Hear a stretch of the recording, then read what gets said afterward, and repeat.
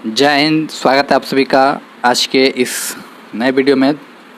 दोस्तों, ये वीडियो आप लोगों को थंबनेल के माध्यम से ही पता चल चुका होगा। ये जीके जीएस की प्रैक्टिस सेट रहने वाली है और जैसा कि थंबनेल के माध्यम से आपको पता चल चुका है, ये Bihar police, railway group D exam और भी अन्य एग्ज़ाम्स के लिए इम्पोर्टेंट है।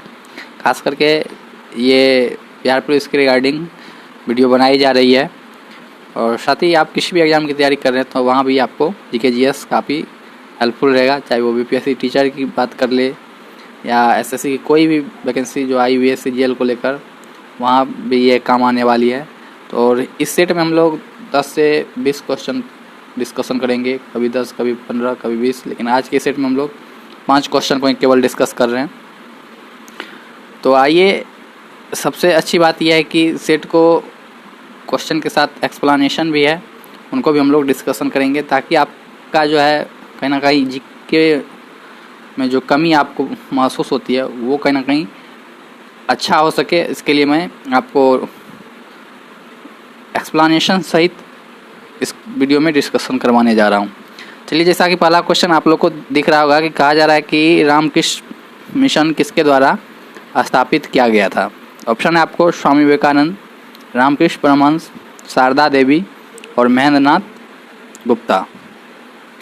तो बात करें रामकृष्ण मिशन के बारे में, तो रामकृष्ण मिशन के जो संस्थापक थे या जो स्थापना करने वाले व्यक्ति थे वो थे स्वामी विवेकानंद। और स्वामी विवेकानंद की बात करें तो ये रामकृष्ण परमहंस का शिष्य हुआ करता था। क्या हुआ करता था? शिष्य हुआ करता था। इनसे रिलेटेड हम लोग और भी जानकारी प्राप्त करते हैं। स्वामी विवेकानंद का जन्म की बात करें तो जन्म जो आपको इसके जन्म की बात करें तो इसका जन्म 12 जनवरी 1863 ईस्वी को हुआ था।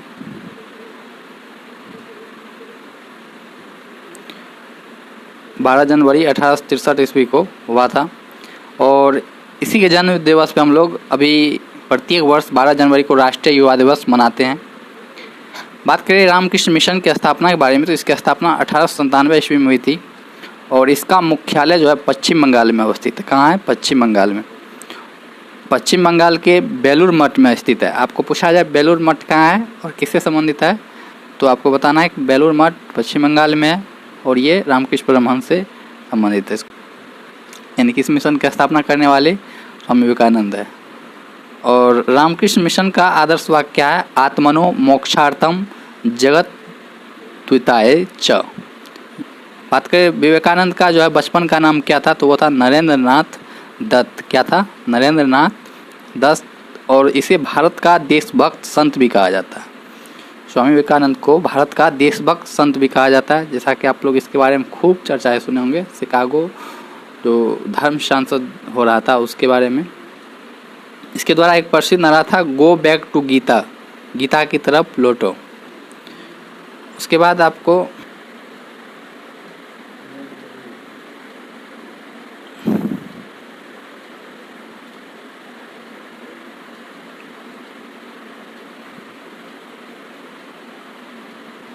और बात करें शिकागो जो धर्म सांसद सम्मेलन हुआ था उसमें ये जो है आयोजित कब हुआ था, तो 11 सितंबर 1893 को हुआ था और भारत की तरफ से स्वामी विवेकानंद जी प्रतिनिधित्व किए थे।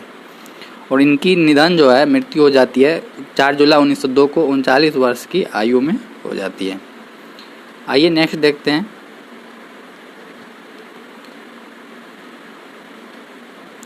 रामकृष्ण परमहंस स्वामी विवेकानंद के जो है गुरु थे, जैसा कि मैंने बता दिया। और इसमें जो चर्चा की गई थी शारदा देवी और महेंद्रनाथ गुप्ता, तो शारदा देवी रामकृष्ण परमहंस की पत्नी हुआ करती थी और साथ ही साथ आध्यात्मिक सहचारी थी रामकृष्ण परमहंस की।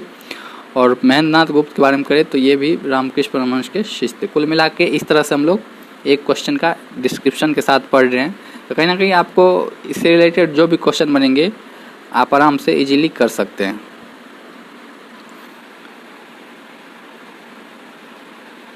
नेक्स्ट है कि जालियांवाला बाग हत्याकांड से पहले कौन सी महत्वपूर्ण घटना हुई थी। जालियांवाला बाग हत्याकांड से पहले कौन सी महत्वपूर्ण घटना हुई थी। ऑप्शन है सांप्रदायिक पंचाट।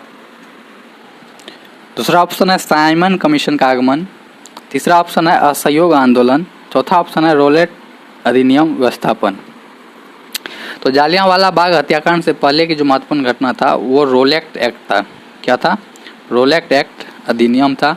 और इसके बारे में बात करें तो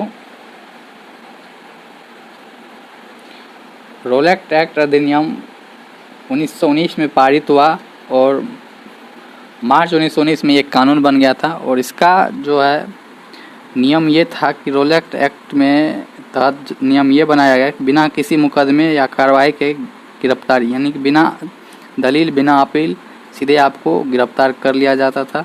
इस समय इस अधिनियम का यही नियम था।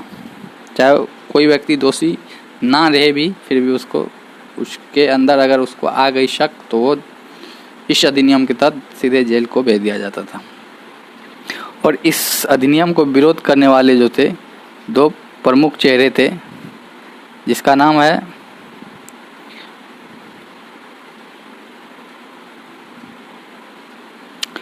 डॉक्टर सैफुद्दीन किचलू और साथ ही साथ डॉक्टर सत्यापा। सैफुद्दीन किचलू और डॉक्टर सत्यापा को पुलिस ने हिरासत में लिया और गुप्त तरीके से इसको दूर ले गया था। उसके बाद इसमें बात करें रोलेट एक्ट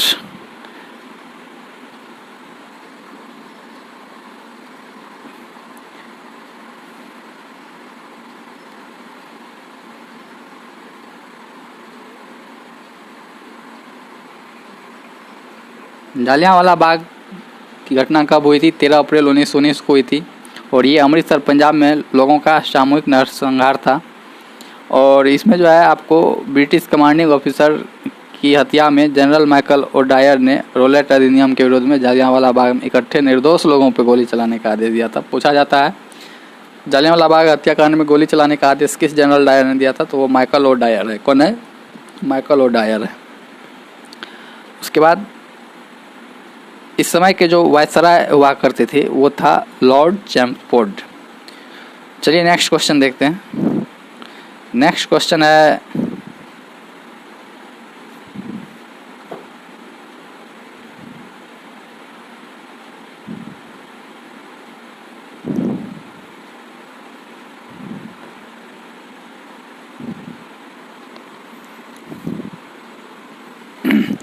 नेक्स्ट क्वेश्चन आपको पूछा जा रहा है कि निम्नलिखित में किस शासक ने भूमि की माप शुरुआत की थी? भारत में भूमि माप शुरुआत करने वाले ऐसे कौन शासक थे जो इसकी शुरुआत किए थे? पहला ऑप्शन है बहादुर शाह। दूसरा ऑप्शन है शेर शाह। तीसरा ऑप्शन है शाहजहां। चौथा ऑप्शन है अकबर। तो इसके सही जवाब के बारे में बात करें तो ये शेरशाह थे जिन्होंने भारत में भूमि माप की शुरुआत की थी। साथ ही साथ इसके बारे में और भी डिटेल देखते हैं हम लोग। भूमि राजस्व सुधार के लिए भूमि और फसलों की विविधता के आधार पर उत्पादन में हिस्सेदारी का निर्धारण किया गया था इस माप के तहत। और शेरशाह ने ही भूमि की पैमाइश मापने की जो प्रक्रिया थी जरीब का अनुप्रयोग किया था, जो कि कड़ी में होता है। कड़ी में जरीब होता है। शेरशाह ने 1 बीघा 360 वर्ग गज का क्षेत्रफल तय किया और भूमि को इस माप प्रणाली में 3 भागों में बांटा था उपज और श्रेणी के आधार पे। वो था अच्छा, मध्यम और निम्न था। और शेरशाह सूरी भारत में सूरी साम्राज्य के संस्थापक थे, यानी कि सूरी वंश के शासक, यानी कि स्थापना किसने किया था? शेरशाह सूरी ने किया था। और 1540 ईस्वी में मुगल साम्राज्य पर नियंत्रण करने के बाद उन्होंने एक नया नागरिक और सैन्य प्रशासन भी स्थापित किया था और वित्तीय और डाक क्षेत्रों में भी सुधार लागू किए थे। और चौसा का जो प्रसिद्ध युद्ध उनके दूसरे मुगल साम्राज्य हुमायूं के बीच 1539 में लड़ा गया था। यानी कि चौसा का जो युद्ध है किनके बीच लड़ा गया था? तो हुमायूं और शेरशाह के बीच लड़ा गया था।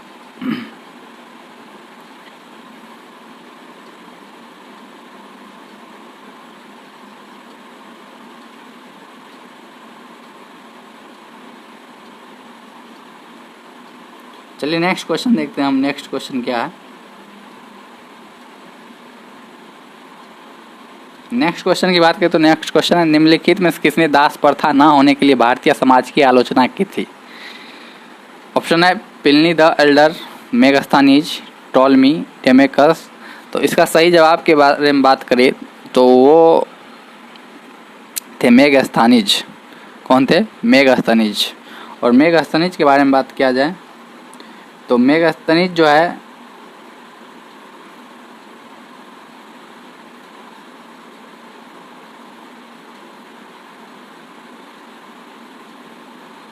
मेगास्थनीज का मानना ये था कि भारत में गुलामी की कोई अवधारणा नहीं थी। उन्होंने भारतीय समाज की प्रशंसा की और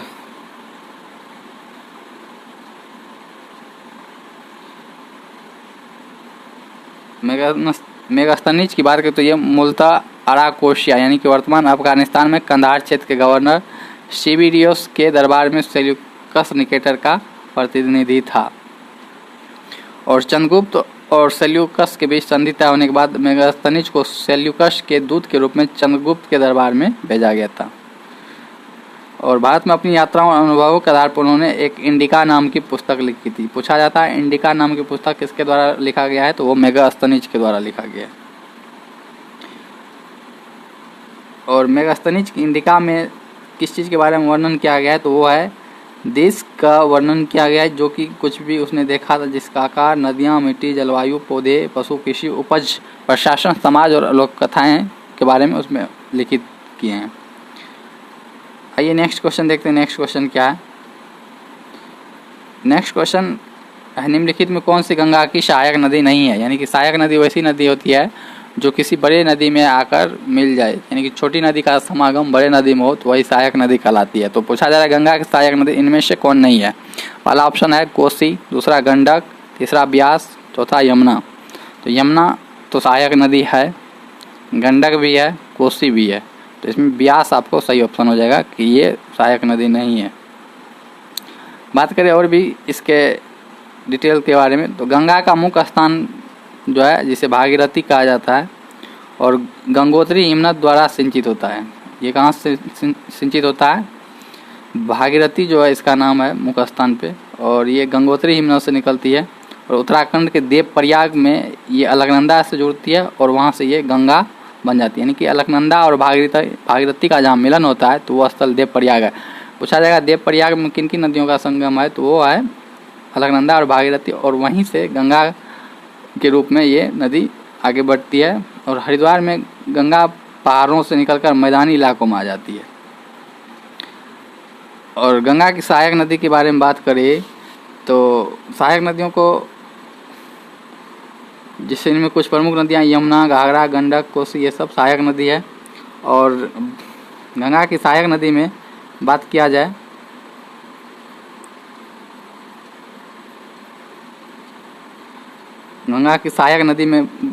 बाएं तरफ की सहायक नदियाँ कौन है, यानी कि ये मान के चलिए गंगा नदी है और इधर हो गया आपको दाएं, इधर हो गया बाएं। तो बाएं से जो आकर नदी मिलती है वो बाएं तरफ की सहायक नदियाँ हैं और दाहिने तरफ से जो आकर नदियाँ मिलती है वो दाएं तरफ की सहायक नदियाँ हैं। तो ये बाएं तरफ से मिलने वाली नदी है रामगंगा, गर्रा, गोमती, घाघरा, बूढ़ी गंडक, कोसी, महानंदा, ये सब बाएं तरफ से आके मिलती है। और दाएं तरफ जो आके मिलती है यमुना, तमसा जिसे टॉन्स भी कहा जाता है, कर्मनासा, सोन, पुनपुन, फल्गु, क्यूल, चंदन, औजय, दामोदर, रूपनारायण, ये सब दाएं तरफ की सहायक नदियाँ। और सबसे बड़ी सहायक नदी जो है ये यमुना नदी है। क्या है? यमुना नदी है। और इस तरह से हम लोग 5 क्वेश्चन को देख चुके हैं और इस सेट में हम लोग 5 ही क्वेश्चन को देखने वाले थे। ब्यास के बारे में कहे तो ब्यास जो है ये सिंधु नदी की सहायक नदी है और सतलज यानी कि सतलुज, ब्यास, रावी, चिनाब, झेलम एक साथ मिलकर पाकिस्तान में मिथन कोस्ट के पास ये जो है सिंधु में प्रवेश करते हैं और यह गंगा नदी से संबंधित नदी नहीं है, यानी कि ब्यास सिंधु नदी की सहायक नदी है। तो इस तरह से हम लोग कुल 5 क्वेश्चन को देखें और 5 क्वेश्चन को विद व्याख्या के साथ देखें।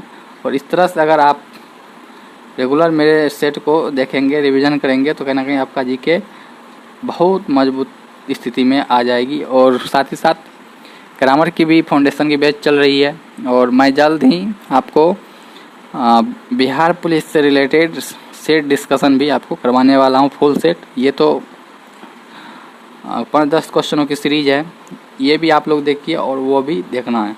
तो चलिए आज की इस वीडियो में इतना ही रखेंगे। मिलते हैं बहुत जल्द नेक्स्ट वीडियो में। Bye bye, take care, love.